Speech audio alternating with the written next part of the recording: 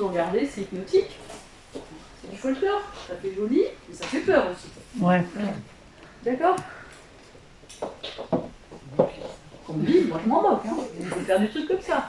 Bah oui, il suffit que j'essaie de regarder ça et que je fasse un baratin adapté pendant quelques minutes pour mettre une ambiance un petit peu feutrée, et ça va le faire. Mais bon, à mon avis, votre patient, il ne va pas aimer. Donc on va rester sur des choses plus simples, moins effrayantes.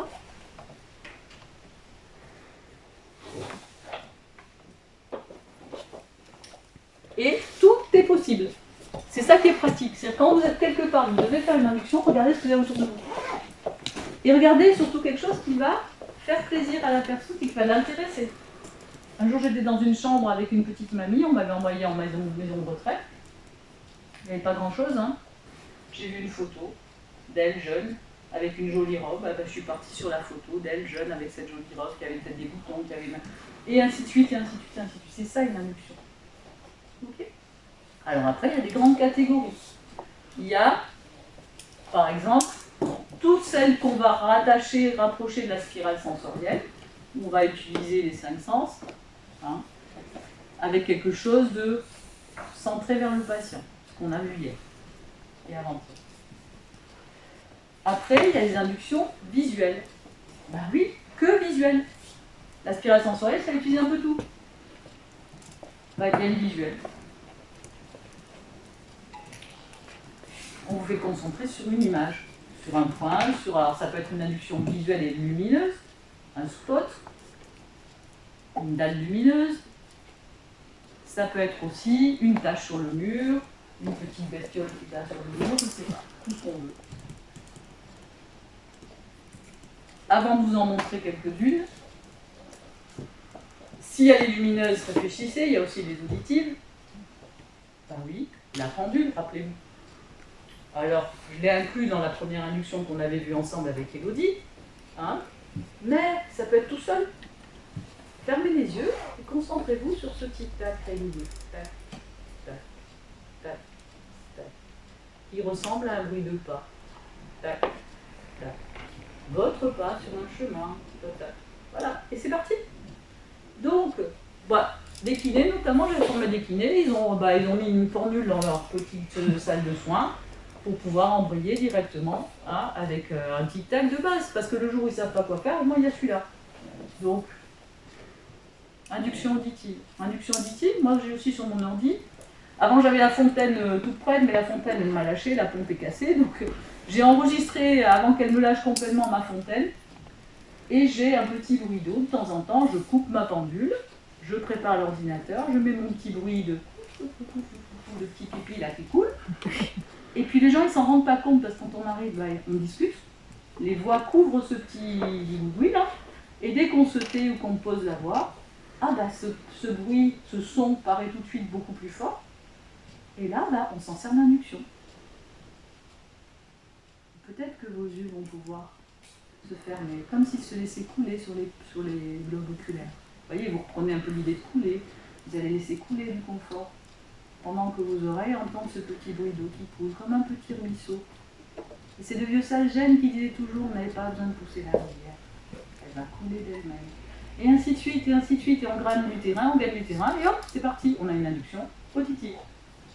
Visuel, dans la grande salle là-bas, vous avez un petit mobile, je ne sais pas si vous l'avez repéré, avec une boule et une spirale. Il y a un moteur, si vous amusez tout à l'heure, vous activez le moteur, alors il est un peu poussif, hein, mais ça fait ça. Et la boule, elle monte, elle descend, elle monte, elle descend, elle monte, elle descend. En fait, elle fait un mouvement de sinusoïde, finalement, si on devait faire ça en translation.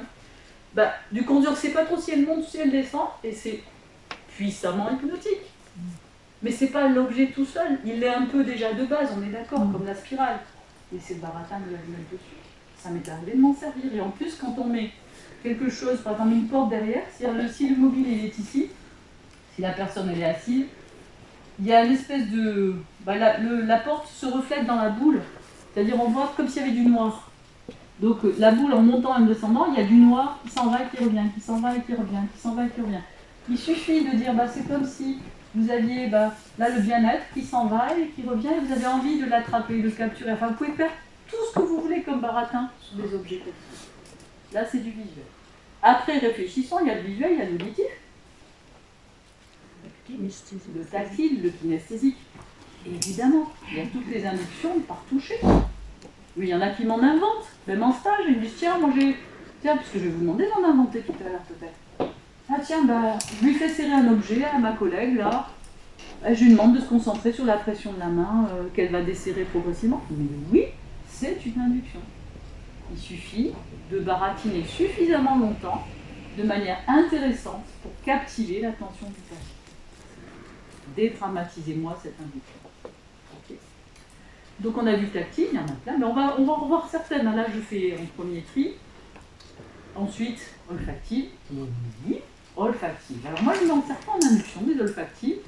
Parce qu'en plus, souvent, les gens sont pas... Enfin, les gens vraiment olfactifs, il n'y en a pas beaucoup. Donc, je ne l'utilise pas trop avec les adultes. Par contre, je l'utilise beaucoup avec les enfants. En réinduction. Quand il y en a un qui me lâche un peu, vous voyez, qui commence à se désintéresser de ce que je lui raconte, ben, je l'amène, je me débrouille pour qu'il soit dans un endroit, vous voyez, un peu style lieu sûr, ou qu'au décours de bons petits discours, il a appris près d'un champ de fleurs, et là, des jolies fleurs rouges, et elles sentent très bon ces fleurs. En fait, je suis rusée, j'ai dans ma poche une petite huile essentielle, ou un truc qui sent la fraise, la framboise, ou la cerise, ou un truc rouge, hein. Et tout doucement, je vais voir sur lui parce qu'il la voit davantage qu'elle plus tourner. Par contre, tu ne verras pas sur la voix. En fait, j'en mets sur mon doigt, je cache la petite dans mon soutien-gorge pour ne rien me cacher, ça me met dans les mains.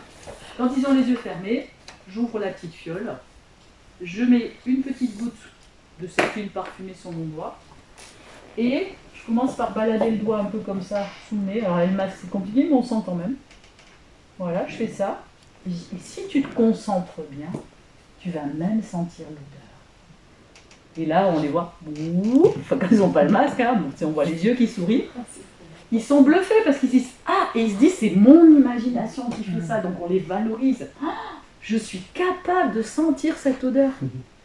Et les fleurs, elles sont vraiment là. Enfin, voilà. Donc c'est en réinduction, donc je l'utilise. Et après, je suis coincée parce que je me dis, si jamais il y a un futé qui ouvre les doigts, là, je suis grillée. Puis bon, peut-être que je me dis, ils vont peut-être sentir la présence, il faut se méfier. Donc très vite, je dis, et tu vas pouvoir la respirer avec tes poumons ici. Et j'essuie bien le doigt sur le pull. Les parents doivent trouver une petite tache ici. Des fois, c'est bizarre, il a une tache sur son t-shirt et il n'avait pas. Je me dis, il va me maudire, j'espère que ça part, mais bon. Voilà. Et je mets en fait une petite... Donc en plus, il a l'odeur qui reste un peu. Voilà. Donc l'olfactive, moi je m'en sers en réinduction. Pour les enfants.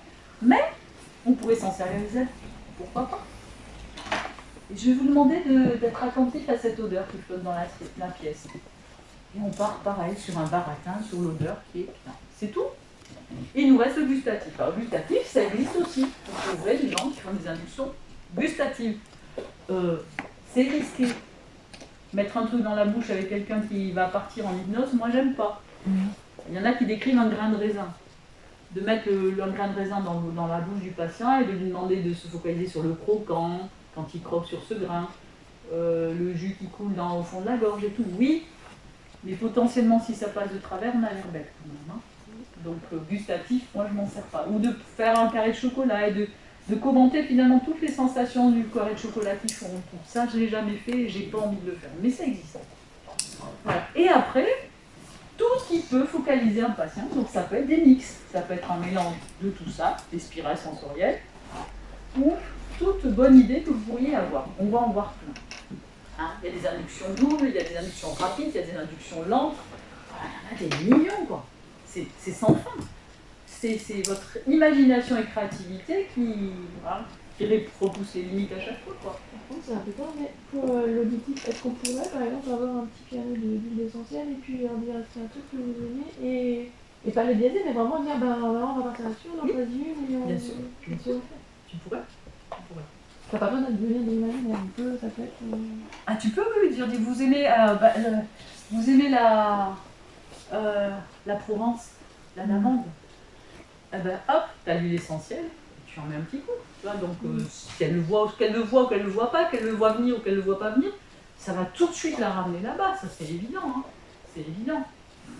Voilà. Soyez opportuniste, mais dans le bon sens du terme. C'est ce que faisait Erikson. Tout ce qui passait à sa portée, le chien passait, il dit ah bah paf, je fais une induction sur le chien. Mais c'est vrai, hein, vous le lirez dans les bouquins, ça c'est des choses que je vous répète, voilà, c'est vraiment ça Erikson. Hein. Le bébé de la voisine commençait à pleurer, il utilisait le bébé qui pleure pour faire une induction, quoi. En plus, il utilisait en se disant c'est comme ça, il ne me gênera pas, je vais l'inclure dans le truc. Vous voyez, c'est sans fin. Voilà, il ne faut pas vous dire ah mais c'est pas moi l'induction, c'est le truc, c'est la procédure ou l'objet qui fait induction. Non, c'est la personne qui fait induction.